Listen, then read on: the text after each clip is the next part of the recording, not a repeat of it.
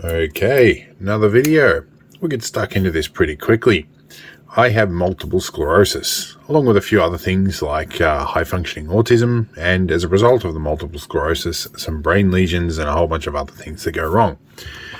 In any case, this means I have to go to the chemo ward a couple of hours away once a month for a treatment of a medication called Tysabri. Basically, it blocks immune lymphocytes from getting into my brain or crossing the blood-brain barrier. It helps me a lot, but for quite a while I've been meaning to do a little video on the whole process of getting there and how long this takes and how much it takes out of me. So sit back, relax, and enjoy the next however long this video is. I haven't finished making it yet. Anyway, enjoy. Alright, well, it's infusion day. I'm going to get the rover warmed up. I'm wearing my comfy shorts today. Got to drop off apprentice and pick up the senior financial manager, and we're going to head out. It's going to be about an hour and a half drive or so after we drop off the apprentice, and then it's on to the chemo ward for my treatment. We'll push the... My apprentice is having trouble with the door. Push the button in first and then pull the door open. Grab the handle and use your thumb to push the button in. See? There you go. You know how to do that. You do it all the time. Alright, we better get going. Alright, we're at the bus stop. Had a leak in the back, have we? Nah. Alright, so we're at the bus stop. Dropping the apprentice off. Drove off and there's water coming in everywhere, so there's been some torrential rains, a bit of water built up in the roof cavity, starting to drip out. One day I'll finally get a Land Rover that doesn't leak. Take a bit of more time, but yeah, almost ready to drop her off. We've got about another 5 or 6 minutes and then we're going to take off.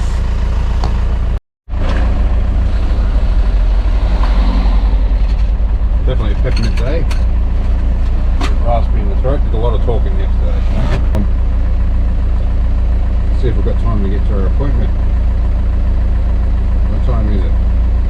10 o'clock. Yeah, we've got about enough time to get there. Better get on the road.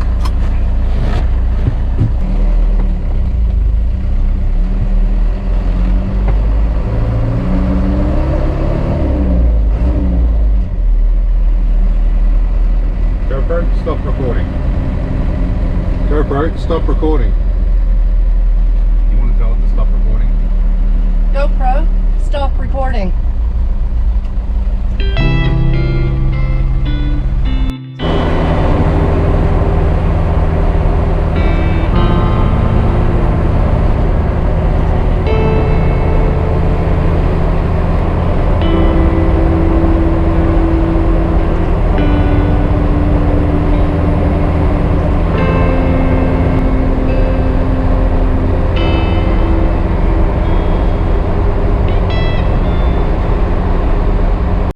Minutes later. Get his head out. Alright, so that's breakfast done. Stopped for about 25 minutes or so. Had some breakfast, which we don't always get. Most of the time, I guess. Now it's off to chemo ward. If this... Yay for roadworks all the way. 40 k's again.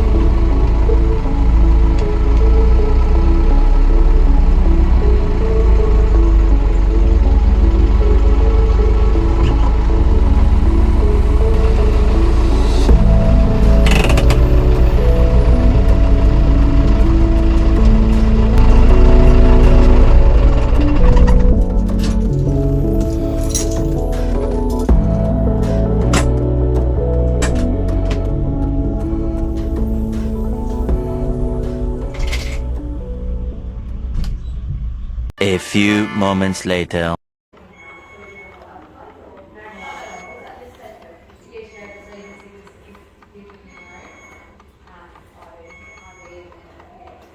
One hour later.